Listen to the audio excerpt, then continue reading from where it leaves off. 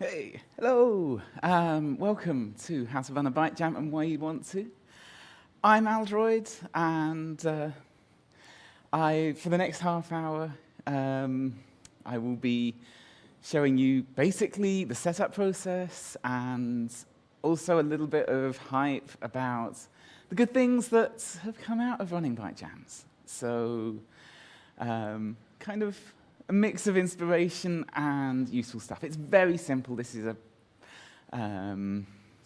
beginner's level, well, intermediate level. You have to install Python. But thank you very much to everybody who's come in person and is not watching this on stream or record, because we went to bed at 3 o'clock last night, and it was, at least, the demo's finished. And yeah, it's 10 o'clock now, and it's really, really glad to see you. Okay, so brief personal history. My first demo party was Sundown 2015, and I've been going to Sundown every time there's been, well, Nova, every time there's been a Sundown or Nova. And as part of that, I saw my first shader showdown there, and I loved it. I was absolutely enthralled by the whole sort of concept of getting up just in 25 minutes, making something. I'm just setting myself a timer so I know what I'm doing. The whole 25 minutes of pure amazing stuff. And I wanted to do that so badly, and I could not, for the life of me, get my head around the skills required. And so, I keep coming. That's kind of where my inspiration to get into all this started. But shaders at the time, very high barrier to entry to me. Then, a bit later on, Reality had the idea to do an outreach party at EMF Camp, which is a hacker camp in the UK. And that's been growing, it's field effects, it's been growing, it's been building all this time. But the whole ethos of it is to have a gentle introduction to the demo scene if you haven't been there before, but also to kind of cultivate the sort of, the real demo scene stuff that we want to see, and just keep people creating and build up, enthusiasm in the UK scene. We've got Nova, we've now got field effects as well, so UK scene is growing, and but it's always been part of the ethos to make stuff accessible, as well as having, but you can do more when you get there. So my first Byte battle was Love Byte Battlegrounds. I'd seen it in Love Byte previously. That was, Love Byte 2021 was in February, and they had a load of people. They had old school and DOS size coders there, and they had shader coders, and it was a real mashup of talents and people's different approaches.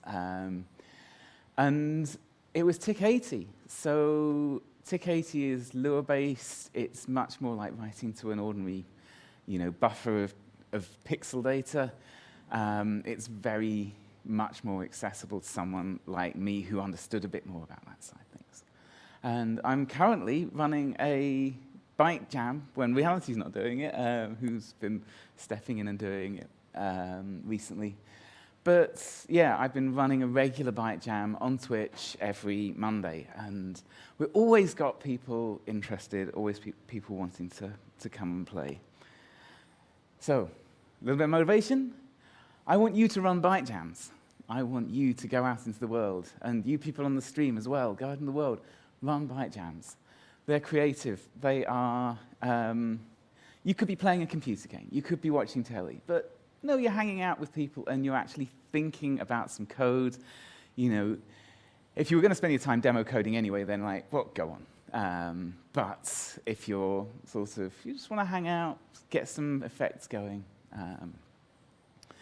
then it's low impact. It's more like playing a game. You don't have to feel pressured. It's very social. The community around field effects as Byte Jams is always sharing effects and talking about what they've done, hanging out together, made some good new friends, new faces. If you have a party, it's also, put on some entertainment for an hour, get TIC80s going, and show the crowd something, get a DJ up on stage.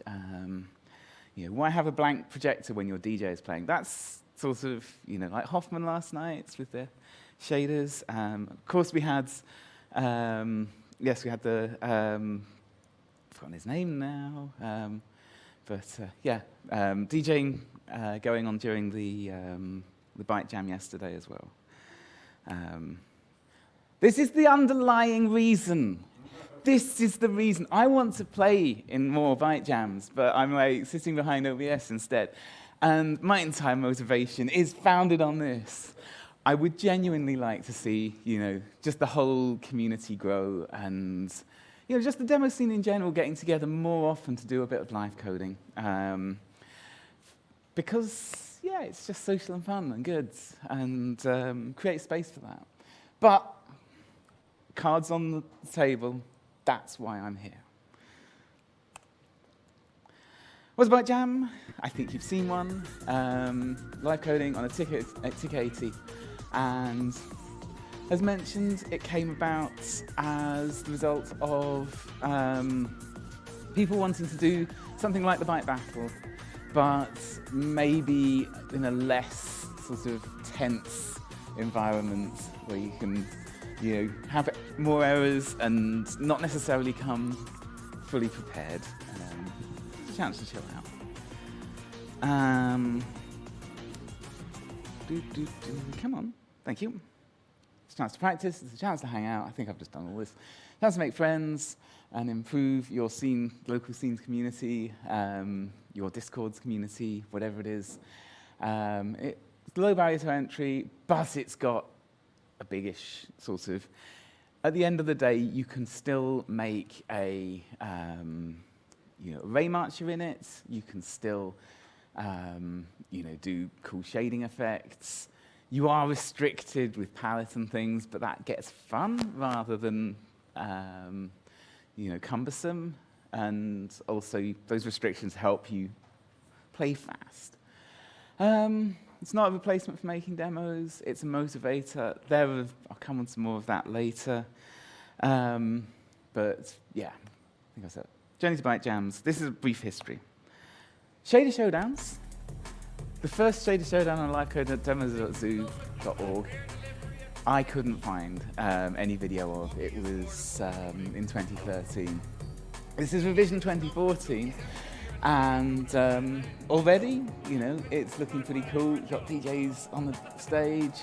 2014 is 9 years ago. That's wild. So Shader Showdowns are 10 years old at least. And that's kind of what I fell in love with. Let's see if pressing the spacebar makes it change windows. Yes! Next up, 2021 was the invention of the Byte Battle. This was part of Love Byte. Everybody was online at the time, so having a fully planned out online party was, a natural decision, and this meant that people could play together over the network. That wouldn't be crazy. And it was basically a relatively quick hack. Looks like the story of Byte Battles is, Bytejams is a relatively quick hack. He still has some nil on screen, I love it. He still has that nil there going like, the blinking but it memory of worked, the past. and we had a lot of fun, and then in very short succession, as I mentioned earlier, later on the same year, we decided to open it up and have some more, free jamming. Love Byte Battlegrounds 2021.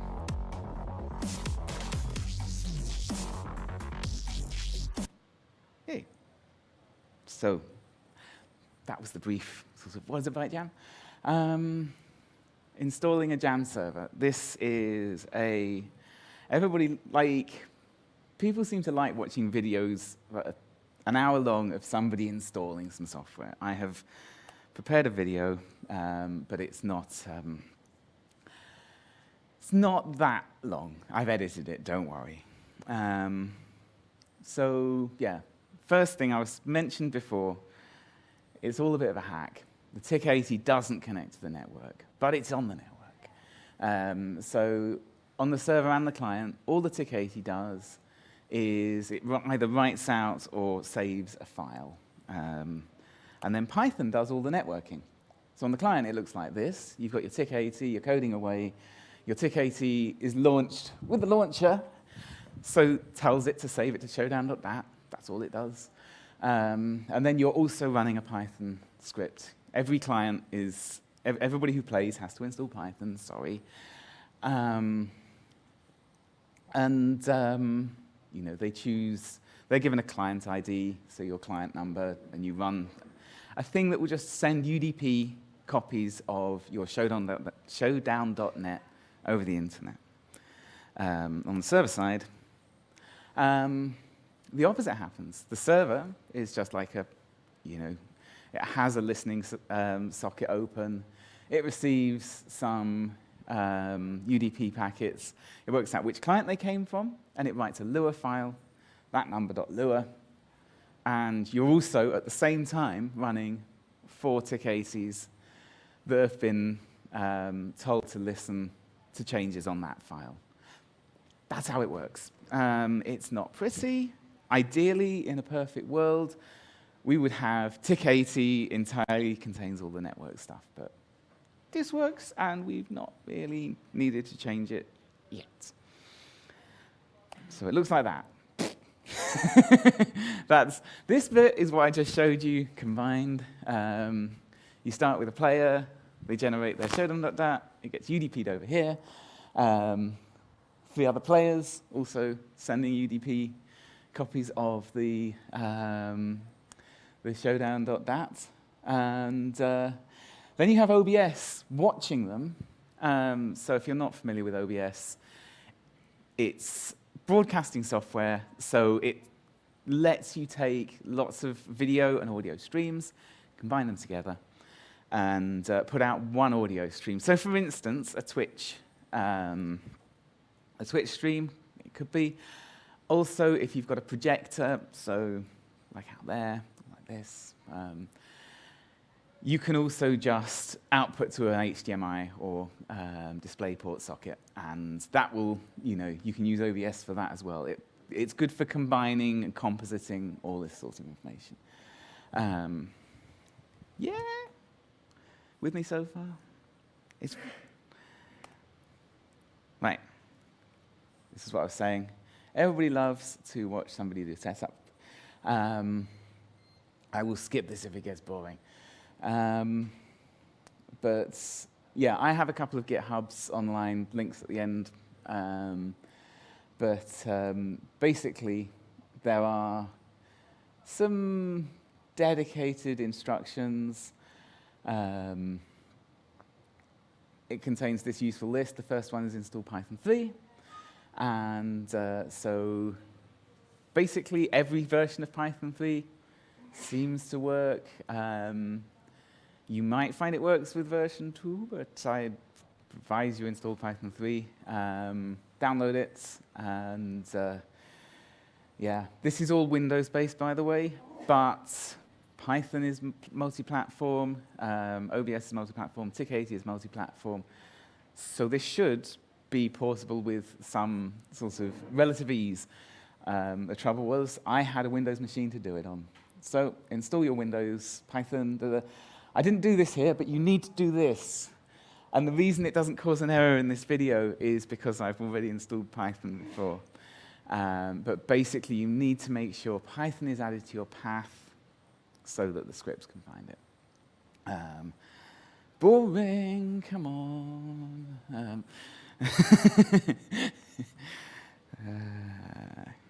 If I do...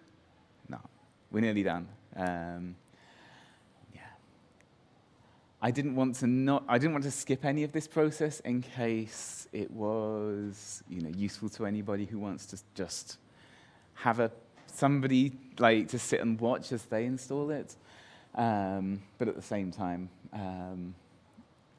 I don't like the whole watching somebody install something for an hour, so I'll try to keep it quick. Port 444, exposed to the outside world. Okay, so go to your router settings. This is my router. This is all my security information. I hope not. I don't think. I checked it. You now know what my computers are called. That's fine. But basically, you're going to have to open up a UDP port pointing at the computer that is going to run the Bytejam server. So internet access can come in. Like, people can connect to your computer remotely. Yeah, you can. It only needs to come in. UDP port 444 is the default, but whatever, you make sure you change it in all of your scripts if you do want to change that. Make sure it's UDP. I had endless troubles when I set it to TCP and couldn't work out what I'd done. Pointing at the computer that's going to run it. If you're doing it locally, if you're doing it at a party and you don't need remote connections, you don't need to care about this. And then you want to get 4 copies of the Bytejam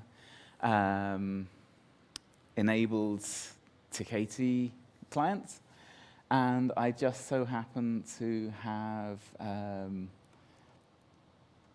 what are we doing? I'm sure I was, okay. We're downloading the Bytejam scripts. So this is so first of all, save that. The Bytejam script repo, GitHub Glastonbury Bytejams. This gives you the basic Python and bat files that you need to set everything up. And should work on the server side without any significant editing. But you will also need to separately install 4 copies of the TIC80. And the reason you need 4 copies is to work with OBS later. So this is also on the Glastonbury GitHub.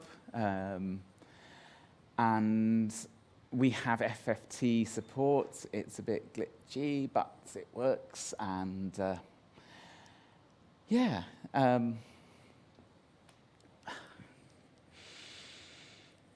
Come on.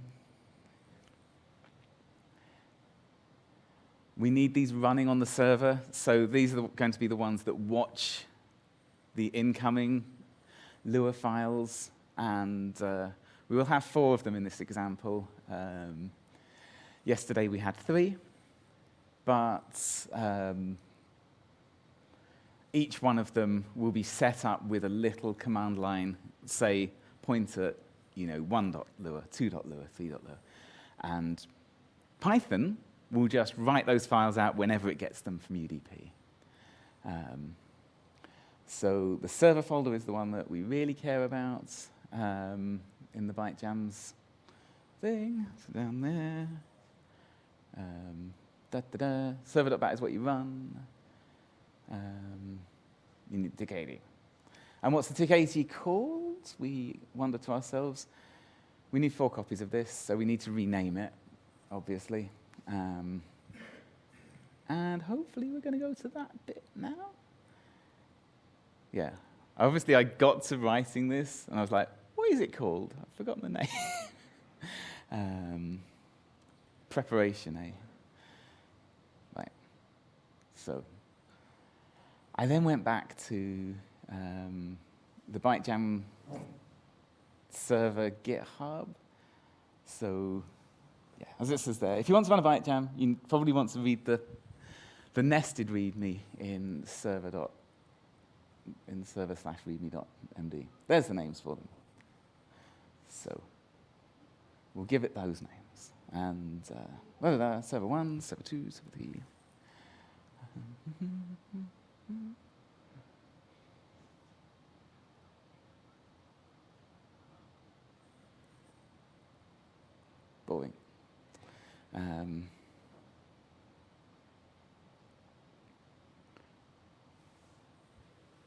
Did that just, no. That just took me right back to the start.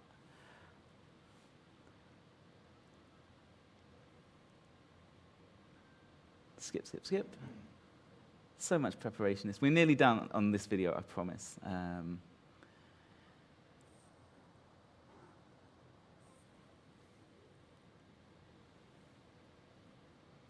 Skip that. I thought I was saving time. I cost some time. But yeah. 4 copies of Tick80 server. That's to do with how OBS can identify individual executables when it's deciding what windows to display. And you'll see that in a minute. Right. Let's just go back. While I was talking, I missed me doing a useful thing. So, yeah, once you've got your 4 Tick80s, run server.bat. This is it. You are there. You have installed your Tick80s, your bytejam server. You've got 4. There are 4 of them. They're just all consecutive. And then so go into setting up OBS next. So there's 4 Tick80s. They will receive updates over the network from whoever you're expecting. You've already opened up ports on your router. What you want to do now is to have some kind of output, some focus way of displaying, like the matrix of 4 Tick80s. All right, so this is OBS. So new session, create a new scene, and you're going to want to add a window capture a particular window. You need, when you're doing this setup, to have your Tick80 server running with all the Tick80 clients. But just here, let's go back. Yeah. There. So here you see the window is specific to that executable name. So you add one. You're adding a view of just that window. You don't have to arrange your desktop in a particular way.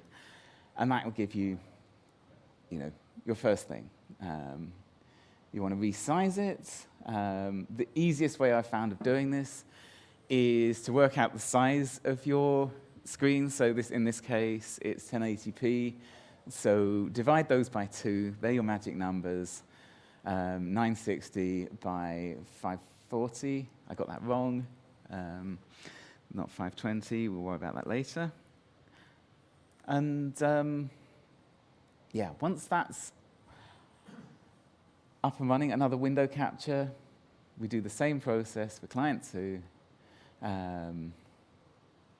This time we pick Tick80 server 2 from those Tick80s that you renamed so helpfully. We'll skip this a little bit. You get the idea, right? I know it's 10 o'clock in the morning and we've not had any sleep, but skip. Bored of you. Okay.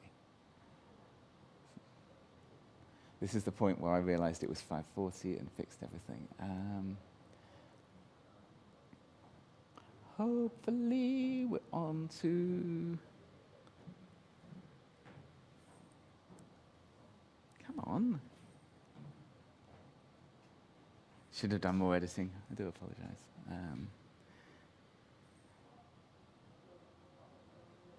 Let's skip. Right, so we've got 4 clients. The other thing you will probably want to do is you're going to want to add some audio. And so at a basic level, this is your bare bones setup for Twitch streaming. If you're doing it live, you might have a separate audio system and not need to worry about that. But yeah, you want to add an audio output capture for your desktop so you can play Winamp or whatever it is you've got and get some tunes going. But once that's done, that's literally it. That is, your OBS setup is done, you've installed the Byte Battle server, you've configured your network, and you are good to go. Will you just, there we are. Next option, get a DJ in. Now, I've done this quickly because this is a little bit of an advanced topic. Your best option is go to a party, have a Bytejam there, and just get a DJ going.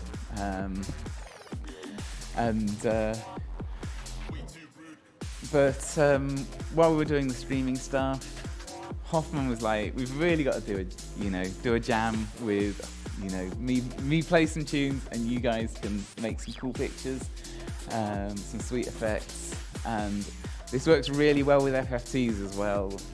We've done a couple more with Ferris, and it's really cool just having that interaction like you get with a shader showdown, shader jams. That's I'm not doing a video for that, forget it.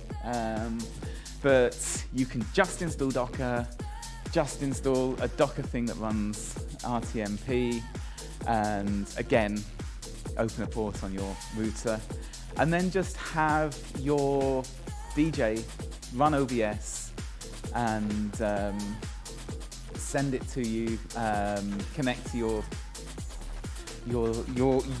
IP running that server. This is all like just custom stream settings in OBS, but didn't want to get too into that. Or just play MP3s. Like we have, it's a real sort of, it is a creative pleasure to just make a playlist for an evening, and yeah. We have Synesthesia quite often make stuff, playlists, because she's got encyclopedic knowledge of tracker music and all that stuff. So it's really good to have something, something creative on the audio side, somebody making something. I love the way it looks with a DJ though, I think. Feels like a grown-up, live coding event. Click. But that's your setup. Once you've done that, you're running your shader showdown, bytes. We're not doing shaders. You're running your Bytejam server, and you've got some music from somewhere. I haven't mentioned doing custom scenes. You can play with OBS to your heart's content, switch between scenes. But really, this is the basics, and once you've got that, you can let your imagination go. This is a picture of me chilling out at the Bytejam for the Love Byte Get Ready stream earlier this year. And as you can see, I've got a dog, I've got something to imbibe. I'm not looking stressed. Once you've pressed start streaming and you've got those 4 windows up, it's all, it's all down to the jammers. You're not working too hard. You might want to keep the chat going, but that's up to you, really. How much time you want to spend during the event doing that. So, next. Quick one, who jams? This is just sort of what I've noticed. People that seem to like Bytejams. Size coding community, this is obviously like a real, where it started. Of course we like it. LoveByte is not only the inventor, but also a huge champion of this. And I think it's really interesting to folks who use the TIC80 to make, one cool small effect. It's a chance to sit down and, think of the next effect and then maybe size code it after the jam. Shader coders, they've had a few folk come over from the cool side and have a play. I think it's it's one of those things that once you have a feel for how to express yourself in a live coding environment, some of that knowledge is portable and some of it isn't. But TIC80, you can get something up and looking cool quite quickly, so it has an appeal. Newcomers. We've had some newcomers from, like, Tiny Code Christmas was huge, absolutely brilliant.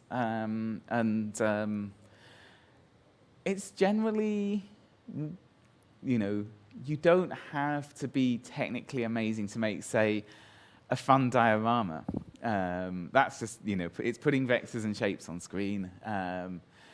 And it's kind of a gateway to, and you start thinking about, hey, but how could I make the pixels swirl? And you start learning a little bit more, and then you're like, I've got an idea, I'm going to do it at the Bytejam. And you, yes, and you, the famous demo group, are also, you obviously like Bytejams. About what we do, field effects. We have a Monday night, it's either 8 p.m. or 9 p.m. British time, usually. A regular roster of about sort of 10 people who are like, if I say, who wants to do it this week, generally get like 4 people. It has, it has momentum, it has an energy, people like to come along, and we get new folk come in and try it out. We get new folk come and stay. That's happened. I'm really glad that happens. It kind of shows that it's something that, people do value. Having a regular jam is a good idea if you're going to do something like that online. Obviously, for a party, that does not consideration. But once you've got, everybody expects to there's going to be stuff on Monday night. People make time for it. People look forward to it, and they're like, oh, you get pinged like, is there going to be a free slot on Monday? And I'm just like, I don't know. It's Tuesday. I'm not planning anything yet. It's very, very casual. Twitch.tv, Field Effects demo, if you want to come and join us on a Monday night. Benefits of jamming. So, this is about, this is more of the hype side of things, because I feel it's important to say what the community actually feel like they're getting out of this. And so I asked in the Field Effects Discord, some of the Bytejammers who regularly come along on Monday nights, what they thought is good about Bytejams. And so here are a few of the choice quotes. I will read them out and let you feel enthused as they are. So Key, awesome, joined us, I think, maybe December time, but they have wonderful character dioramas and things like that. It motivates me to work on my ideas, they said. I can think about something and never really get to doing it. But if I have an idea for a Bytejam, that gives me a specific time to try it. I might not finish in the time, but at least I got some things done.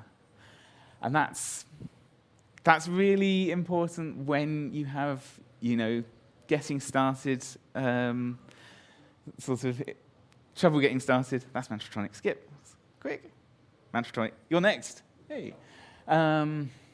Mantratronic says, it's a fun way to try out ideas for effects with some of the creative atmosphere of a demo party, but no pressure to outdo yourself or other people. Really enjoy how often they happen, and I learn whether I'm taking part in trying new stuff or seeing how other people go about making scenes. So that's the knowledge sharing and community stuff right there. Thank you for saying good things. JTR UK, still not sure how to say his name, but yeah, they're a newcomer, and they've been really cool and really kind of getting into it, adding googly eyes to everything. But they said the pressure is a weird roller coaster falling thrill, balanced with knowing it's all good-natured and there's no actual judgment happening. Folks are really supportive. Thank you, community. It's a great focus. You can't worry too much about the details, so I'm setting a 1-hour timer when I do Tick 80 under my own steam. I've done a few of these, and I get better every time, like my own little Rocky montage. So it's very much like, if you do these in your local scene, people do get a chance to become better demo coders too. And I think we'll see that more in future. Legend, of course, Gasman, who's very sort of, there's a lot of things in Gasman's mind at all times. It's like, I usually come to a jam with half an idea, something like make something with hexagons. It's a wonderful, friendly environment to explore and see where that takes me. The non-competitive nature of it means that you have the freedom to fail, abandon ideas, go off on tangents, and end up at a result you would never have expected. So it's creative, it's good. Nico, of course, had to get a patati in here. Jams are just fun. It's nice to just make a thing and not worry about polishing it for a compo. You just flow and have a cool thing at the end. And that is, like, I personally feel that, you build up an idea in your head and then you find it very difficult to start. Whereas something like this, you've just got to do something, and it gets you off of the blank paper and onto something that exists. Alia, also a shader coder previously, and she's just like totally run with TIC80 and it's done some really cool stuff. And jams are a nice space to try out new ideas. You get the pressure of having to finish your idea in a fixed amount of time, which is a great way to actually get something done, but without the time and competition pressure of a battle. An hour is a nice balance, enough time to do something interesting, not so much you get over-ambitious. I think that's, something that you could play with is see how long people want to jam left to their own devices.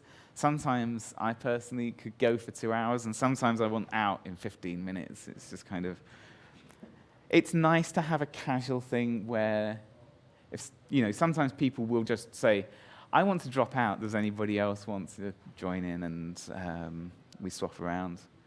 Jams are supposed to be cool and easy. Quick one, because I'm really proud of this. Field Effects 2018, I think, was the first Field Effects in a real, in a field.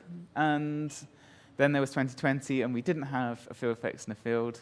And the next DMF camp was 2022.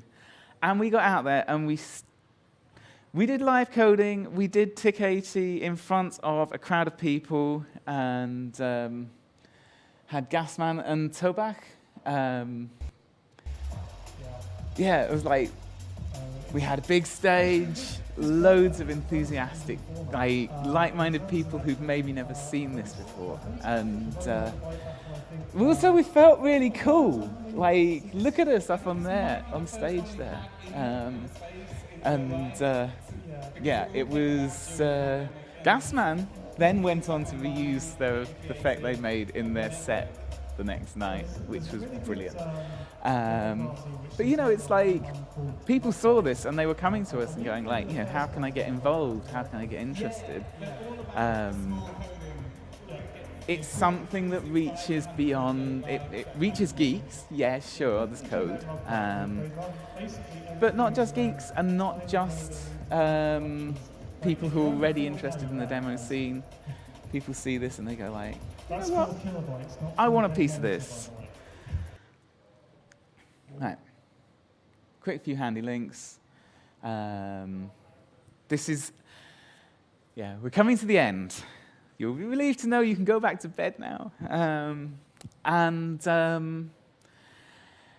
Basically, I hope I have expressed sort of some of my enthusiasm for why I would like to see things like this grow. I would also very much like to see regular shader jamming, but Bytejams is what I know about, and if you get the seminar video and you want to go back and watch the install video, if you want to reach out, our Discord is a good place. I'm on there. You can just message me I'm an aldroid on a lot of social media, but not on all. So make sure it's me first.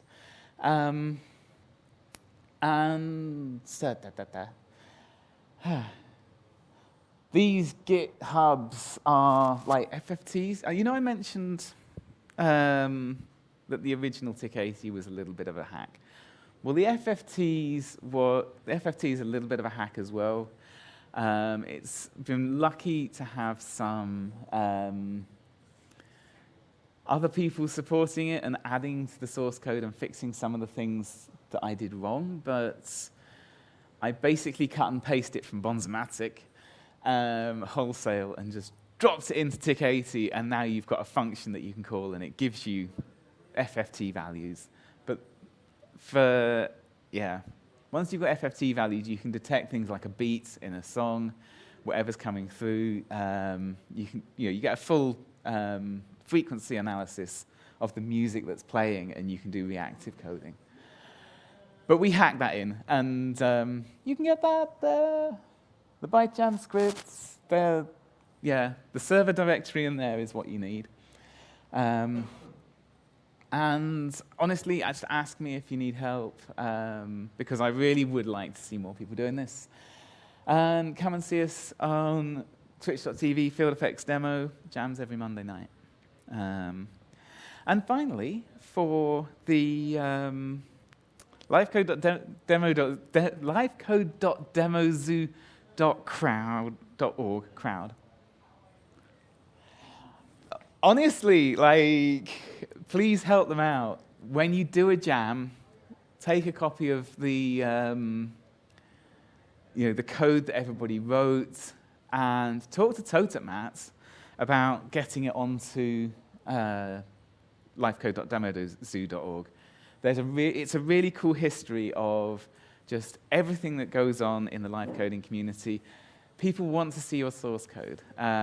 People are excited, even if you personally don't feel like it's the best thing you ever wrote. And I think if you are like a day job programmer, some of the stuff you will write in an hour will be a bit like, but that's fine, because everybody knows you just wrote it in an hour when you were free-flowing and not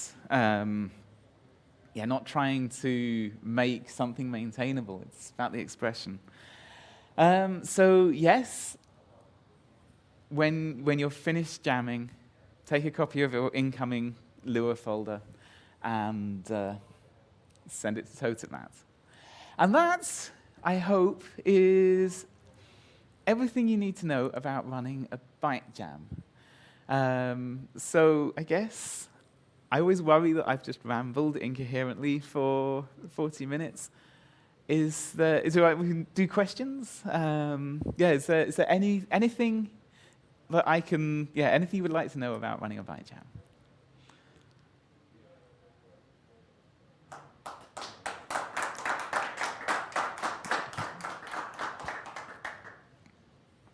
Whew. Thank you very much.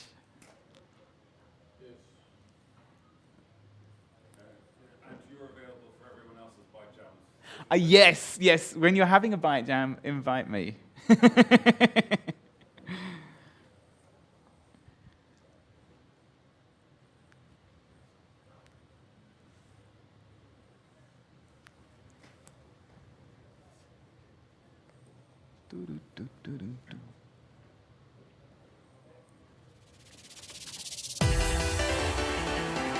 Yay, thank you.